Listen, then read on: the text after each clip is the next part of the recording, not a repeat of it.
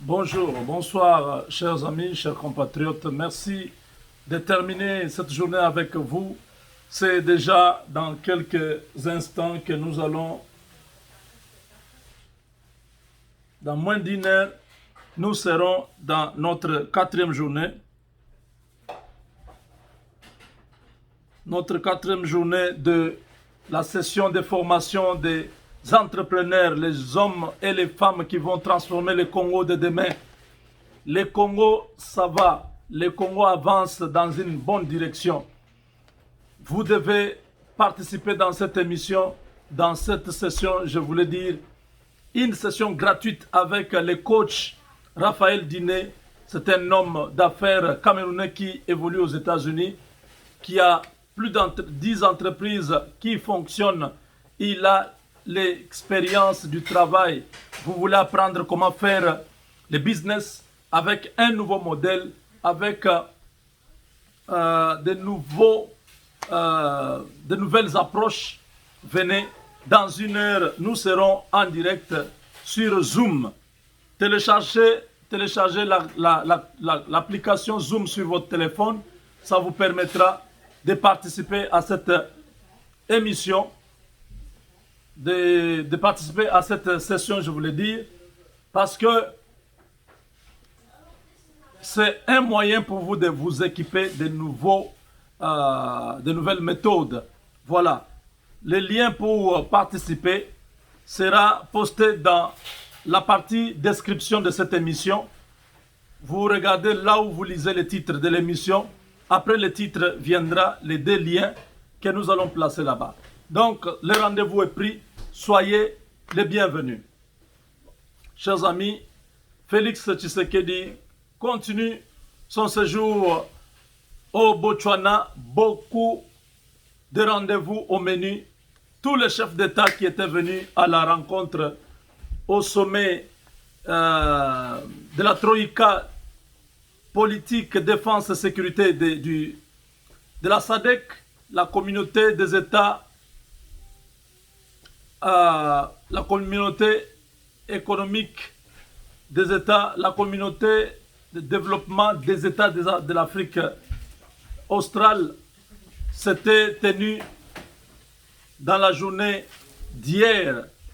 Là, aujourd'hui, il y a encore des rencontres parce que, vous savez, il faut aider la RDC à se mettre debout pour permettre à toute la sous-région de se mettre debout. Le Congo, c'est une force. C'est l'unique pays qui y est grand, le premier grand pays de cette communauté. Le Congo, à lui seul, englobe à peu près 4 ou 5 États de la communauté des États de l'Afrique australe, la SADC, comme je dis. Si vous prenez la Zambie, l'Angola, la Tanzanie, vous prenez l'Afrique du Sud, vous mettez ensemble, je crois que vous pouvez avoir la superficie de la RDC. C'est vraiment important que ce qui se passe au Congo puisse intéresser tous ces dirigeants. Ces leaders ont réitéré leur soutien total, inconditionnel à Félix Tshisekedi et au peuple congolais. Ils ont décidé de pouvoir envoyer une nouvelle brigade d'intervention pour remplacer la MONUSCO à l'est du pays.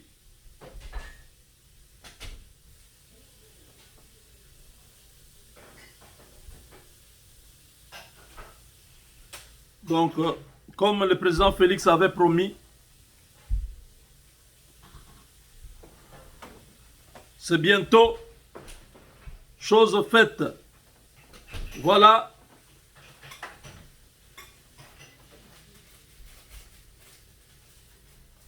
L'Est du pays va bientôt vivre en paix. Les Congolais ont beaucoup souffert. Les populations de l'Est ont beaucoup souffert.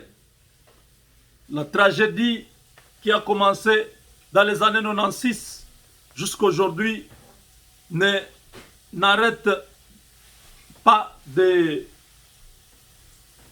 faire pleurer les autochtones en Ituri, au Tanganyika, dans le Grand Kivu, le Maniema, le Nord et le Sud Kivu. Beaucoup de deuils, beaucoup de familles sont endeuillées à cause de la tragédie qui a commencé autour de l'assassinat du président rwandais Habyarimana. Aujourd'hui, la vérité éclate. Paul Kagame est dans le viseur de la justice internationale pour avoir monté une histoire mensongère qui leur a aidé à avoir beaucoup de l'aide au niveau international. Le Rwanda a vécu avec l'aide internationale pendant plusieurs années. Et jusqu'aujourd'hui, ils continuent à clamer leur soi-disant génocide. Dans ce génocide, aujourd'hui, la réalité, c'est que ce sont les Hutus qui sont plus perdants que les Tutsis. Les Hutus ont été massacrés en masse, plus que les Tutsis. La vérité, c'est plein de journalistes de pays comme le Canada, l'Angleterre, la Belgique, la France, et tout récemment, c'est un Sud-Africain donc, qui sont en train de publier. Au mois de janvier, ici, il y aura un rapport détaillé avec la vraie version que Kayumba Nyamwasa, qui était un proche de Paul Kagame, qui a livré beaucoup d'informations. Il y a aussi un ancien directeur du cabinet de Paul Kagame qui est en exil aujourd'hui, qui a livré beaucoup d'informations. Il y a plus de proches de Kagame, des gens en qui on ne peut pas remettre en cause leur témoignage, des gens qui étaient avec lui.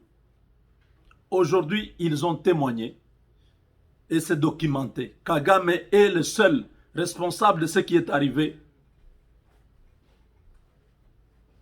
Kayumba Nyamwasa dit, quand vous allumez une allumette dans l'herbe qui est déjà sèche, sec, cette herbe qui est déjà sec, vous pensez que l'herbe va s'enflammer ou pas? Quand vous prenez l'allumette, vous allez dans un endroit où il y a l'herbe qui est déjà séchée. Vous attendez quoi? Que l'herbe là puisse brûler ou pas? Il dit, quand Kagame, avec ses amis, abattait l'avion du président Habyarimana, il s'attendait à quoi? À un génocide ou bien à la paix?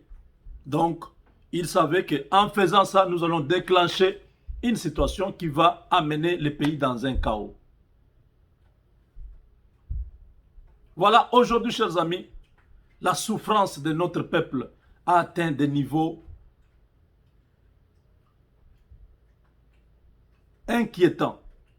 Et ainsi, tous les pays qui sont membres de la SADC ont décidé de pouvoir remplacer la MONUSCO par les militaires de la SADC. Ils vont se déployer à l'est du pays pour finir cette histoire.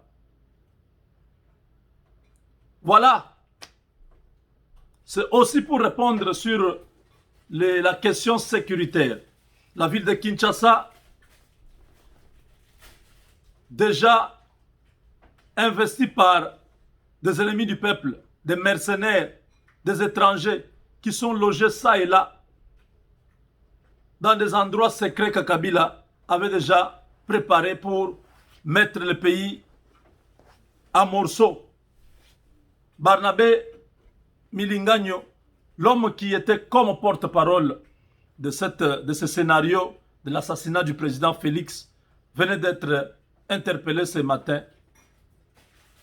Selon les services de renseignement, on a retrouvé les gars la nuit, voulant traverser les pôles Malébo, aller du côté du Congo-Brazzaville, lui qui avait promis de pouvoir rentrer au Kivu par l'aéroport de Njili après avoir massacré les Congolais.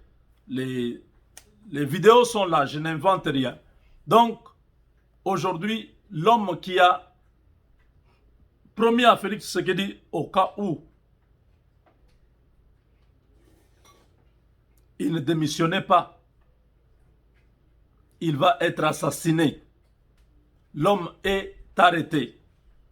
Nous attendons toujours savoir la suite, parce qu'à un moment donné de la journée, il y a eu interférence. Un haut responsable de la NER, sous couvert d'anonymat, a appelé pour faire pression sur les OPJ qui avaient le dossier de Barnabé entre leurs mains. Ils ont dit il jouit de la présomption d'innocence.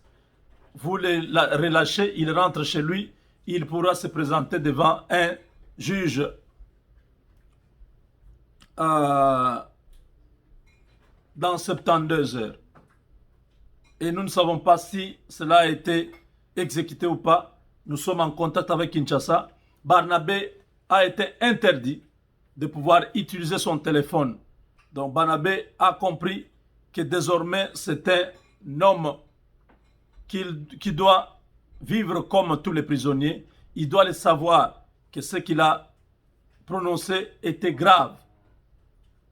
Il y en a qui font l'ironie déjà, qui nous disent que quand on lui a demandé, quand tu parlais de Mbouma, le chef de l'État va accoler Mbouma, tu voulais dire quoi d'après toi? Parce qu'apparemment tu ne reconnais pas avoir fait quelque chose de mal. Tu analysais ce que Kabound avait dit aux sorties de son audience, obtenu son audience avec le chef de l'État dans le cadre de consultations. Kabound avait dit qu'il n'y aura ni coalition ni cohabitation.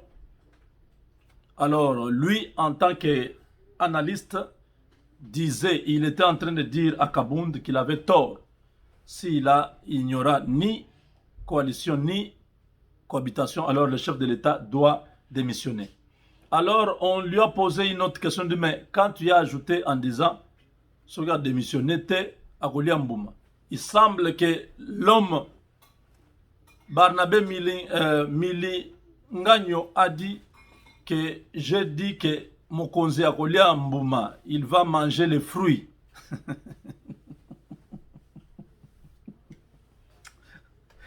Ah, ça, c'est terrible. Bon, ça, je pense que ça m'a fait rire, hein, tu vois, parce que on dénature maintenant le sens de ce qu'il avait dit. Akolia Mbouma, cela veut dire dans le jargon quinois, cela veut dire il va être atteint par une balle, il va être assassiné. C'est ça Akolia Mbouma. Ce n'est pas ce qu'on vous dit là que non, il a dit Akolia Mbouma, il va manger les fruits. Mais comment quand le président ne peut pas démissionner, il va manger les fruits? N'importe quoi. Akolia Mbouma. Barnabé a appris désormais qu'il est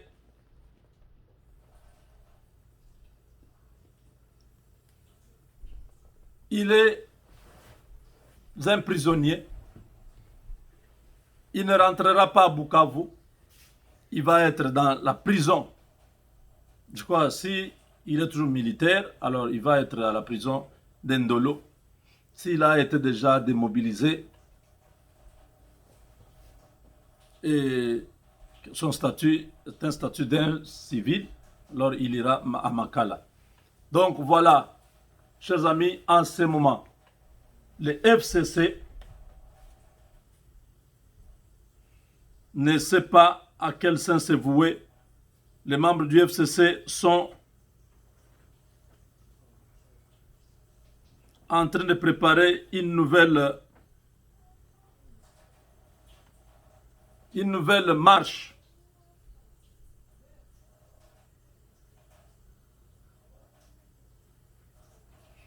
Le FCC est en train de préparer une nouvelle marche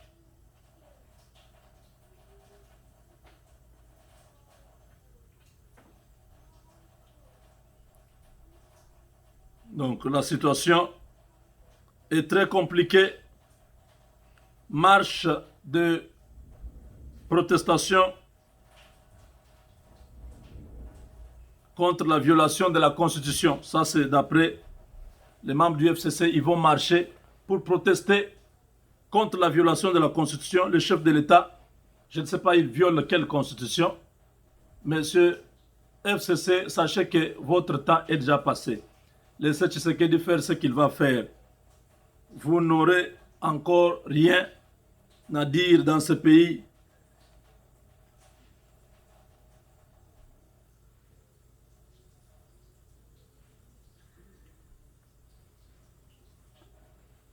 Voilà.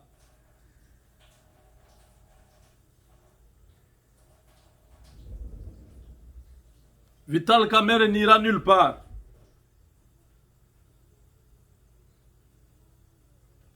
Vital Kamerhe est coincé. Sa maladie, il sera guéri à Kinshasa. Il n'ira nulle part, ni en Occident, ni en Afrique du Sud.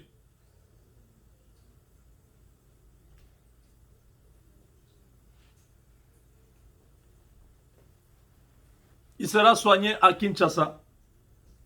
Il y a beaucoup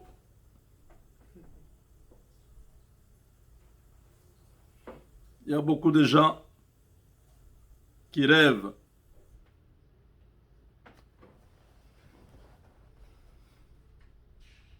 Le FCC aux abois. Kabila seul.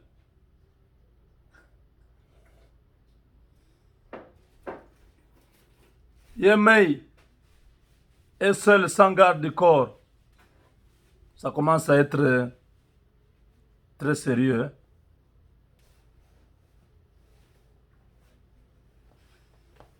Yemei.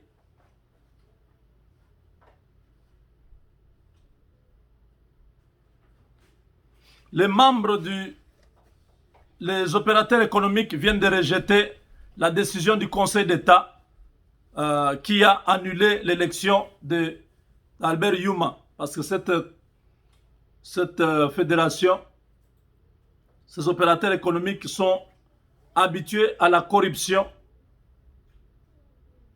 à la mafia. Voilà pourquoi ils soutiennent Albert Yuma. Le Conseil d'État doit maintenir cette décision. Ces criminels sont en train de saboter l'économie du Congo. Ils ont même le courage de protester, de contester la décision de la haute cour. C'est très grave. Voilà.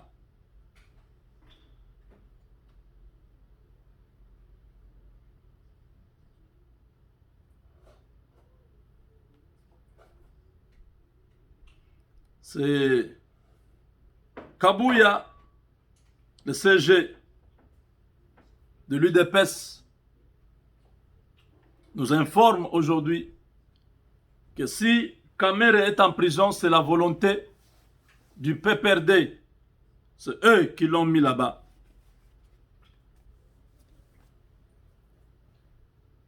Vital Kamerhe était d'accord pour le second mandat du chef de l'État. Il n'y a jamais eu un problème là-dessus. Kabouya a dit beaucoup de vérités. Allez sur les chaînes de nos compatriotes de l'UDPS. Vous allez trouver l'intégralité de son adresse. C'était une matinée politique, bien évidemment tenue dans l'après-midi. Ce n'est pas un problème parce que les gens discutent sur ça aussi. Oh non, mais comment matinée politique, ça se fait le soir. C'est leur terme, c'est leur façon de faire les choses. Donc l'essentiel, c'est le message qui passe. Ce n'est pas tout ce que les gens sont en train de dire. Au sud Kivu, non, en Ituri plutôt, il y a débordement du lac Albert. Beaucoup de dégâts. Beaucoup de dégâts. Je crois que les responsables de notre pays doivent regarder de ce côté-là le ministre des Affaires humanitaires doit s'occuper de nos compatriotes. On a signalé aussi le choléra dans la zone de santé de Mouressa. Là, nous sommes dans le sud Kivu, dans le territoire de Kabare. Beaucoup de gens sont atteints du choléra. C'est une situation qui risque de compliquer encore la vie des Congolais.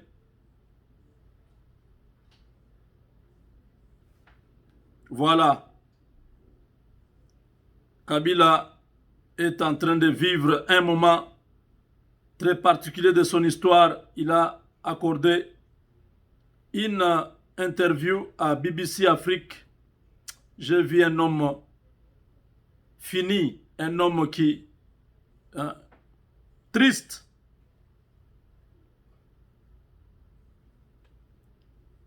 J'ai vu cet homme BBC Afrique. Ah, ça m'a fait vraiment pitié. J'ai dit waouh. Les hommes forts peuvent aussi devenir comme ça.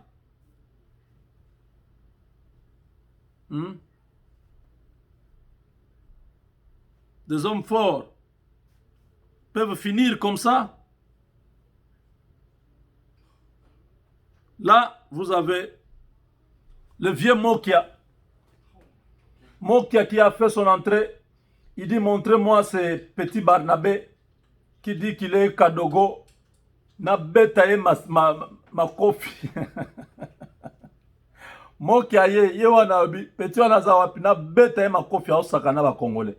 Yaza nani na mboko. Botiki la quelques minutes na déformé lungi na ye na baku. Ye wana. Le vieux Mokia très fâché. Mokia Gabriel. Abi mwana wana zawapi. Botiki la nga ye na betaye Alapa. Il est là. Il est venu à la recherche de...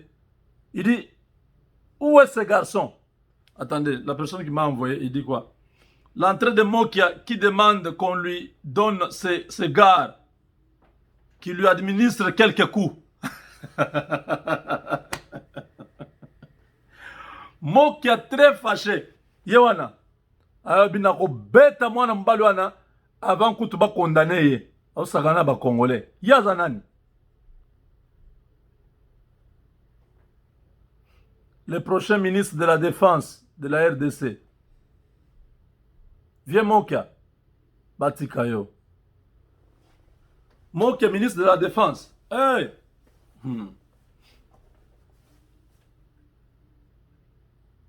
L'armée va traverser vers le Rwanda. Frappe na frappe. On va mettre notre président là-bas. Parce qu'au fait, c'est quoi? Il faut que nous puissions sécuriser la RDC. On puisse enlever tous ces dictateurs. Commençant par celui qui est en face là. Denis Sassou Nguesso. Il doit partir. Paul Kagame doit partir. Tous ces dictateurs qui ont permis aux ennemis de notre pays à pouvoir s'installer et nous faire du mal. Tous ces présidents-là doivent sauter. Ils doivent partir. Pour que le Congo soit en paix. Pour que le Congo se retrouve en paix dans notre pays, nous devons avoir de bons collaborateurs autour de nous. Tous les présidents qui seront autour de la RDC doivent être avec nous. Pas des présidents comme Kagame. Pas des présidents comme Denis Sassou Nguesso. Tous ces dictateurs, ils doivent partir. Nous devons tout faire pour que le Congo soit fort et qu'autour de nous, nous puissions avoir de bons collaborateurs. En ce moment-là, nous pouvons vivre en sécurité chez nous. Tant que tous ces présidents qui sont en train de comploter contre nous, matin, midi, soir, nous ne serons jamais en paix chez nous. Parce qu'il suffit seulement que le Congo-Brazzaville se complote contre Kinshasa. Ils vont faire passer des militaires nuitamment et la ville de Kinshasa sera envahie. Comme maintenant Macron cherche à ramener encore le débat sur Kabila et tout ça, c'est-à-dire Macron qui est avec le président congolais, ils sont ensemble, ils travaillent ensemble.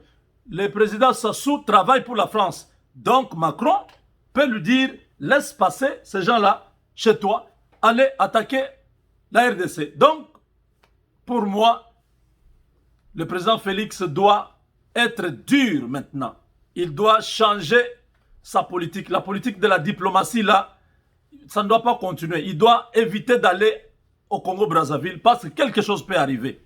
Avec cette position de la France, nous disons, monsieur le président, n'allez plus au Congo-Brazzaville. Ces gens-là ne sont pas avec nous. Ils travaillent pour la France est contre nous. Par conséquent, Congo-Brazzaville est contre nous. La France, le président Macron ira au Rwanda l'année prochaine. Ils sont dans très bonnes relations. Par conséquent, nous aussi avec le Rwanda, pas de relations. Nous devons travailler avec la SADC. L'Angola est à côté de nous. Il a montré qu'il est prêt à pouvoir nous aider. Travaillons ensemble. Les Américains sont derrière la SADC. Les Américains travaillent avec la SADC. Comme chez nous, il n'y a pas encore une armée sur laquelle on peut placer confiance, travaillons avec des voisins qui peuvent nous aider à stabiliser notre pays, progressivement former beaucoup de jeunes, envoyer beaucoup de jeunes en formation, progressivement remplacer tous ces militaires qui sont là, des militaires qui ne sont pas avec nous. Les généraux, la même chose, former des jeunes officiers aux États-Unis, progressivement remplacer tous ces gens. C'est l'unique moyen. Si on ne forme pas une armée républicaine qui n'a rien à voir avec l'AFDEL, des jeunes gens qui n'ont pas connu Kabila, des jeunes gens qui n'ont rien à voir avec tout ce mixage, brassage de RCD, M23, tout ça, nous allons avoir une armée. Pas l'armée que John Numbi a laissée, les Bakata Katanga qu'on nous a amenés dans l'armée, pas l'armée de Rouberwa remplie de Rwandais qui se font passer pour des Congolais Banyamuleng. Pas cette armée de Kabila remplie de Somaliens, des Érythréens et tous ces étrangers. Non, nous avons besoin d'une forte armée. Et ça, c'est pour protéger les Congos, les Congolais et les sous-sols du Congo. Voilà, chers amis, nous avons fini pour aujourd'hui. Les FCC, Nakatia Matanga, ils sont en train de pleurer. Leur porte-parole, arrêtez Barnabé Milingano, lui qui avait promis aux Congolais de quitter Kinshasa par l'aéroport d'Ndjili après avoir fait un carnage à Kinshasa parce qu'il est venu avec les armes, il rentrera avec les armes. Aujourd'hui, au lieu d'aller vers Ndjili pour rentrer chez lui, il a fui par le Congo-Brazzaville. Malheureusement pour lui, les pêcheurs ont dit yo zui chance. Tolento beta yo kaya wana ndo kufi na kati ya mai yo kendo lia soso pembe. Ils ont signalé, ils ont appelé l'ANER pour dire Mutubozo Lukazawa déguisé en joueur. Barnabé en kilote avec un tricot de sport. Oh là là. Hein? On lui pose la question Mbouma Olesa, mon conseiller Mboumanine. Ah bien non, je voulais lui donner un fruit pour qu'il mange. Zoba. Yo Barnabé, Oyebinanoute. Tu vas vivre. Qui sont Congolais? Qui est Congolais? Vous avez vécu dans ce pays-là grâce à Kabila qui vous a donné beaucoup de pouvoir. Vous parlez avec arrogance, avec mépris. On a beaucoup toléré. Maintenant, c'est fini. Les Congolais vont être respectés chez eux. Ça commence comme ça. Mouké mouké. On va fermer la bouche de tous ces gens-là et vous serez obligés, vous qui restez encore là, les Kikaya Bin Karoubi et les autres, vous allez traverser, vous allez nager. Avec Dieu, nous vaincrons.